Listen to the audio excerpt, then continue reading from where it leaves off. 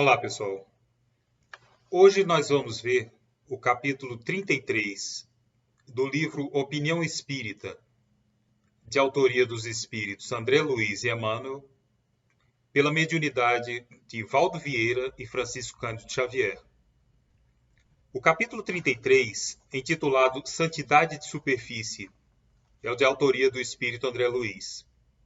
E diz o seguinte: muitos companheiros da convicção espírita costumam afirmar que estão imbuídos de fé ardente, mas os inquisidores do passado, que acendiam fogueiras pela imposição do crê ou morre, também a possuíam. Cultivam ilimitada cautela para não tombarem no erro. Mas todos os religiosos que desertam da luta humana alegam prevenção contra o pecado para fugirem das obrigações sociais. Adotam a tolerância invariável para com tudo, de modo a estarem completamente bem com todos. Mas ao que nos parece, a história indica que o iniciador do comodismo perfeito na edificação cristã foi Pilatos, o juiz que preferiu não examinar a grandeza de Jesus, a fim de não ter nem sofrer problemas. Agem unicamente sob o móvel das boas intenções, e que por isso mesmo não concordam com disciplina de método na prestação da caridade. Mas todos os que complicam as vidas alheias, a pretexto de fazerem o bem, na hora do desastre asseveram chorando que se achavam impelidos pelos mais puros intentos. Obedecem apenas aos impulsos do coração, mas os penitenciários, quando inquiridos sobre a motivação das faltas que os fizeram cair na criminalidade, esclarecem de modo geral que atenderam tão só aos ditames do sentimento.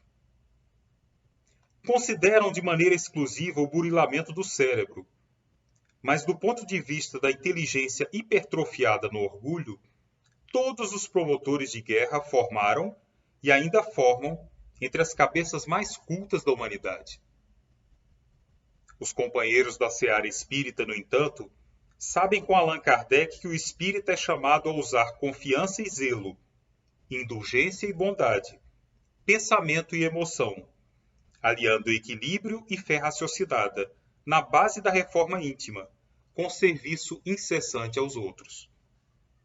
Por esse motivo, efetuando a própria libertação dos semelhantes das cadeias mentais forjadas na terra em nome da santidade de superfície, o espírita verdadeiro é conhecido por seu devotamento ao bem de todas as criaturas e pela coragem com que dá testemunho da sua transformação moral. A doutrina espírita compartilha alguns postulados e algumas ideias com outras correntes cristãs, outras doutrinas e outras religiões que se dizem cristãs. A primeira delas, evidentemente, é a adoção de Jesus como padrão moral para todos nós, conforme nós lemos na questão 625 do Livro dos Espíritos. Jesus é para nós o guia e modelo de toda a humanidade. Também compartilhamos com outras crenças cristãs algumas ideias, como por exemplo a reprovação a certas condutas, como aborto, suicídio, a valorização da família, a importância da educação religiosa para os filhos ainda em tenra idade. Mas ao mesmo tempo que compartilhamos algumas crenças comuns, a doutrina espírita ela tem ideias fundamentalmente diferentes de outras crenças cristãs. Até porque nós aprendemos aqui no Evangelho segundo o Espiritismo, no capítulo 1, que a doutrina espírita é a terceira revelação de Deus aos seres humanos. Portanto, algumas ideias que parecem comuns a todos, na doutrina espírita, adquirem uma outra significação. E isso é tratado pelo espírito André Luiz nessa mensagem. Nessa mensagem, por exemplo, o espírito menciona que muitos companheiros espíritas dizem possuir fé ardente, mas que os inquisidores do passado também possuíam fé ardente. Quando o espírito André Luiz fala de inquisidores, ele está se referindo a aqueles eclesiásticos que participaram do Tribunal do Santo Ofício, que é o nome oficial desse tribunal eclesiástico, popularmente conhecido como Santa Inquisição. A Inquisição, ela surgiu no século XII para combater especificamente duas heresias no sul da França. E depois ela se expandiu para outros países europeus.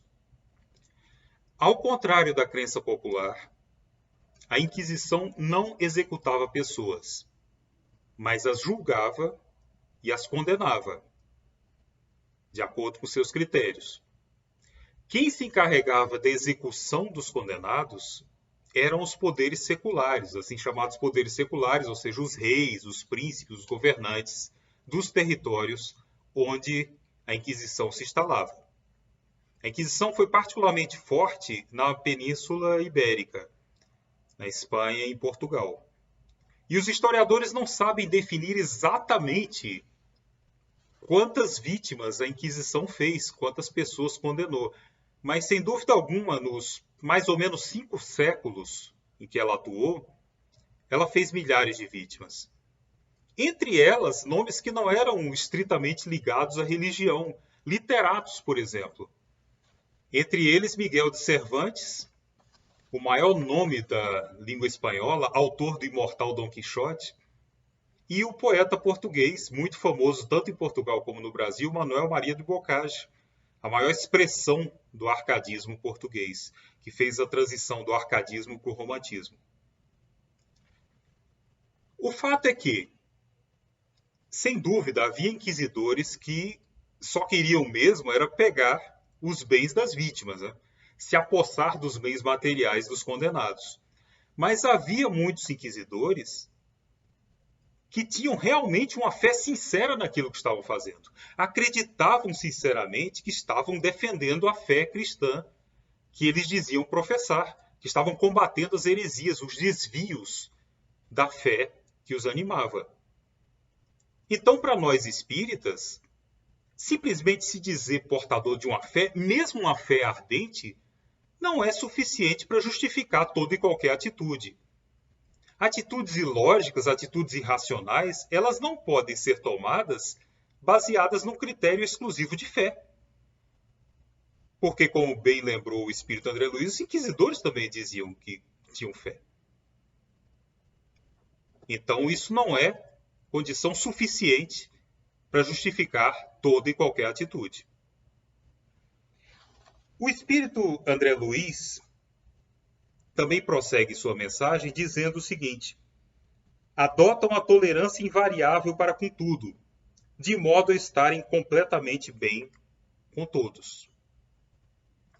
E aqui o espírito usa como exemplo a figura de Pôncio Pilatos, governador da Judéia há 2000 anos, que preferiu condenar um inocente à morte a ficar mal perante os poderes locais, os poderes judaicos da época, no caso, o Sinédrio, que era o tribunal meio civil, meio religioso na época, que era dominado por duas facções, os fariseus e os saduceus. Pilatos queria evitar com isso que houvesse uma terceira rebelião judaica, porque quando ele assumiu o governo da Judéia a mando do imperador romano Tibério, ele enfrentou, por razões diferentes, 2 rebeliões. Então ele não queria enfrentar uma terceira rebelião para não ficar mal com o imperador Tibério. E aí o que ele fez? Mesmo reconhecendo a inocência de Jesus, como nós vemos no Evangelho de Marcos, ele, num gesto que entrou para a história, lavou as mãos com relação ao destino de Jesus. Num gesto que ficou tristemente célebre, consta no Evangelho de Mateus, capítulo 27, versículo 12. O que o espírito André Luiz coloca na mensagem é que essa ideia de nós estarmos completamente bem com todos o tempo inteiro traduz comodismo e não benemerência, não diplomacia. É aquela atitude da pessoa que quer ficar bem o tempo todo, que não quer ser incomodada com nada, que não quer ter problemas, que não quer se envolver em coisa alguma, que quer levar a vida como se fosse uma canoa sem remos descendo um rio tranquilo. E nós sabemos que a vida não é assim. A vida é frequentemente esforço, é frequentemente luta, Inclusive, luta contra nossas próprias tendências pessoais. Vida é ação, é atividade. Vida não é inércia. Além do mais, além de cômoda, essa atitude é impossível. Porque todos nós somos pessoas diferentes. Nós aprendemos no Livro dos Espíritos que todos nós, seres humanos, somos entes singulares, criados por Deus em determinado momento, e que passamos por diversas encarnações, diversas vidas aqui na Terra, diversas vidas materiais, enfrentando situações diferentes, condições sociais diferentes, classes sociais diferentes, experiências diferentes, países diferentes, e tudo isso moldou a nossa personalidade atual. Portanto, é natural que nós, seres humanos, tenhamos pensamentos diferentes uns dos outros. Porque, como se diz popularmente, não nascemos de chocadeira.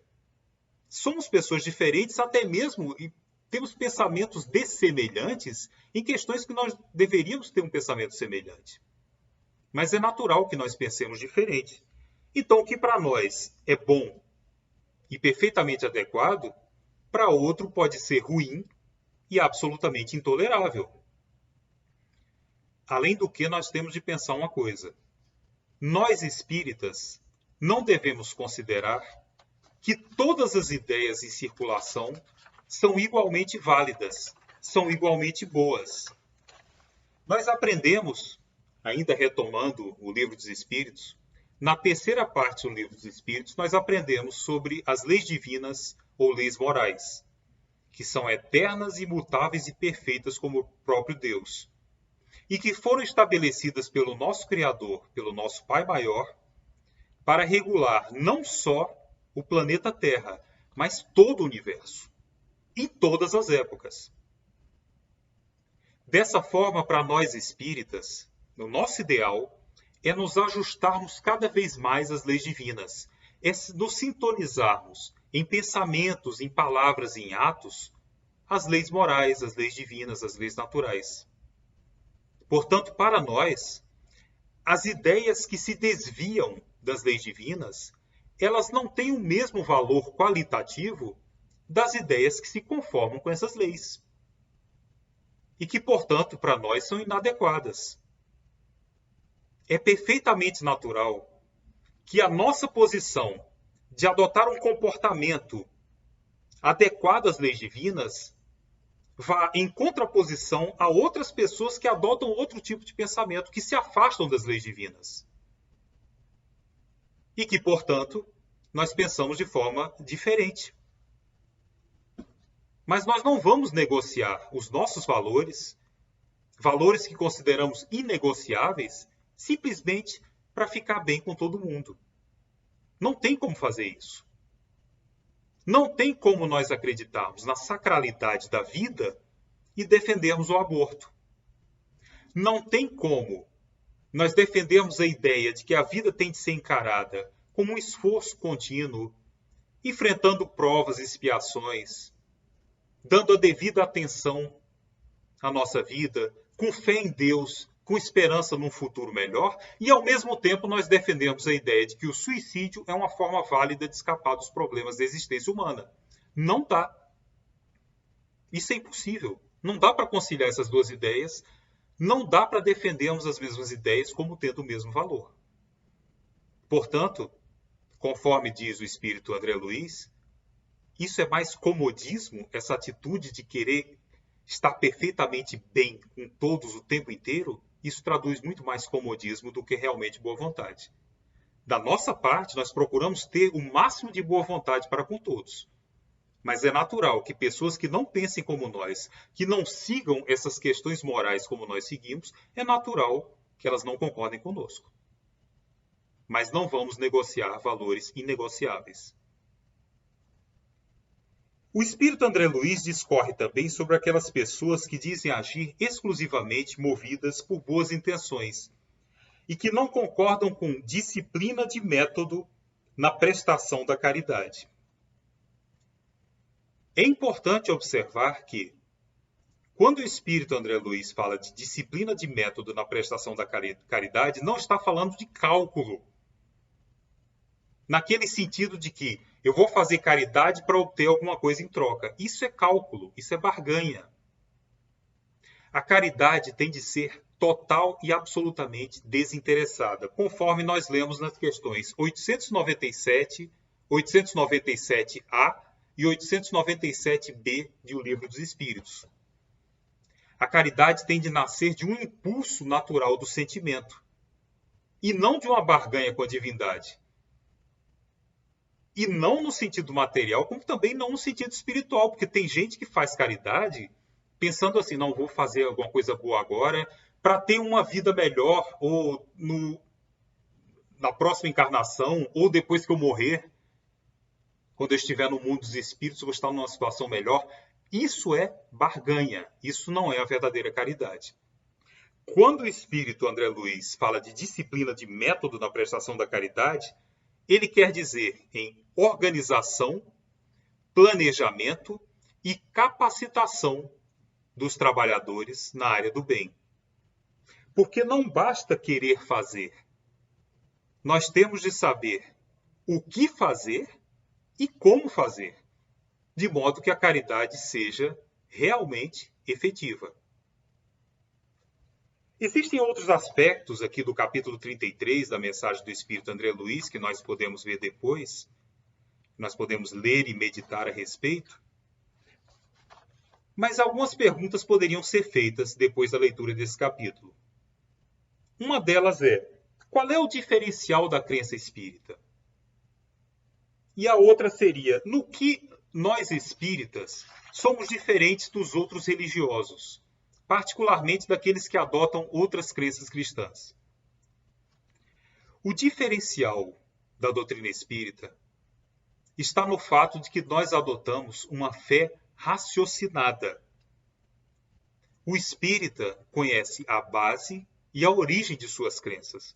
Não porque veio de alguma tradição do passado, iniciada por algum ser humano que foi passando de geração em geração, ou porque alguma autoridade religiosa determinou que as coisas deveriam ser feitas desse jeito e todo mundo passa a seguir sem questionamento maior.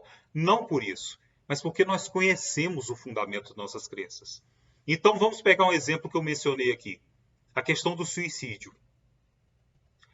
Outras crenças cristãs dizem suicídio é pecado, ponto. E determinada crença cristã diz que o suicida não pode ser enterrado no mesmo lugar que outros cristãos. Tudo bem, respeitamos o posicionamento dos outros. Mas para começar, o Espiritismo não trabalha com o conceito de pecado. Pecado é uma transgressão à lei religiosa. O Espiritismo não trata disso. Por que o Espiritismo diz que o suicídio não é uma forma válida de você enfrentar os próprios problemas? Porque nós aprendemos, a começar da terceira parte do Livro dos Espíritos, capítulo 5º, que nós mencionamos são sobre as leis divinas ou leis morais, nós aprendemos sobre a lei de conservação, que o suicídio é uma transgressão à lei de conservação.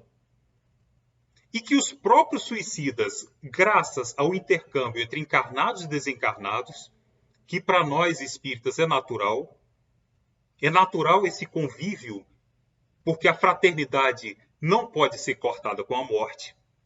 Então os próprios suicidas vêm nos contar os seus problemas, vêm nos contar da sua decepção e não ter encontrado a paz que esperavam depois do gesto suicida. Eles vêm nos contar da decepção e nós aprendemos que o suicídio gera essa decepção no mundo espiritual e problemas em outras encarnações. Então não é simplesmente porque se diz, é pecado. Não, não é isso. Isso não é suficiente para nós espíritas. A nossa crença é uma crença mais profunda. Nós vamos além dessas questões. E nós, portanto, compreendemos o porquê de outras crenças considerarem simplesmente isso como errado. Nós sabemos das questões que se escondem por trás daquilo que nós acreditamos. Esse é o grande diferencial da doutrina espírita.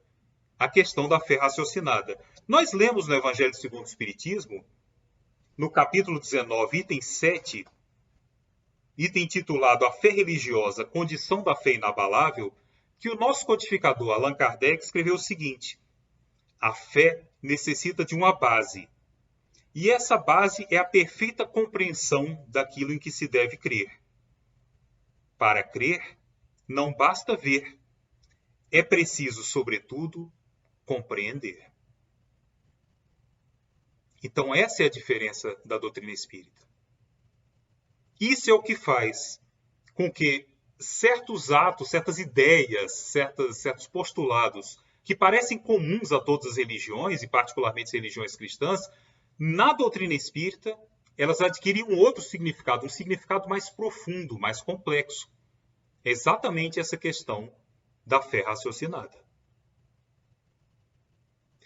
Portanto, quem se interessar, nesse capítulo 33, intitulado Santidade de Superfície, do Opinião Espírita, no começo, como todos os capítulos do livro, o Espírito faz uma remissão ao capítulo 18, item 9 do Evangelho segundo o Espiritismo, que é um item que nos relembra aquela passagem do Evangelho de Mateus, do capítulo 7, em que o próprio Jesus nos diz: nem todos os que dizem Senhor, Senhor entrarão no reino dos céus, mas apenas aqueles que fazem a vontade de meu Pai, que está nos céus.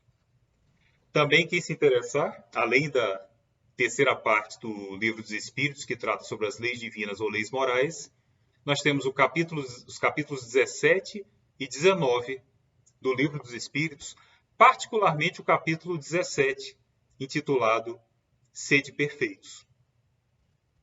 Para encerrar, pessoal, para que não caiamos nessa santidade de superfície, para usar o título do capítulo 33, Espírito André Luiz, vamos recordar o que está no Evangelho segundo o Espiritismo, no capítulo 17, item 4, intitulado Os Bons Espíritas, em que o nosso codificador, Allan Kardec, escreve o seguinte: aquele que pode ser, com razão, qualificado de espírita verdadeiro e sincero, se acha em grau superior de adiantamento moral. Esse é o nosso objetivo, nos transformarmos em espíritas sinceros, sairmos da superfície e passarmos para a profundidade. Que Deus nos abençoe, portanto, nesses bons propósitos, que o Senhor nos ilumine a todos nós, nossas famílias, nossos lares, nossos entes queridos, encarnados e desencarnados. Que Jesus continue sendo o nosso modelo, nosso guia, nossa inspiração para tudo o que fizermos nesta vida, para bem aproveitarmos a nossa encarnação. E que os bons espíritos, nossos mentores amigos, que estão conosco por laços de fraternidade, de amizade, continuem nos inspirando e nos intuindo, na mesma medida em que nós mantivermos contato mental com eles e que traduzirmos em atos, em palavras e em pensamentos a nossa crença espírita. Que Deus nos abençoe a todos. Muito obrigado.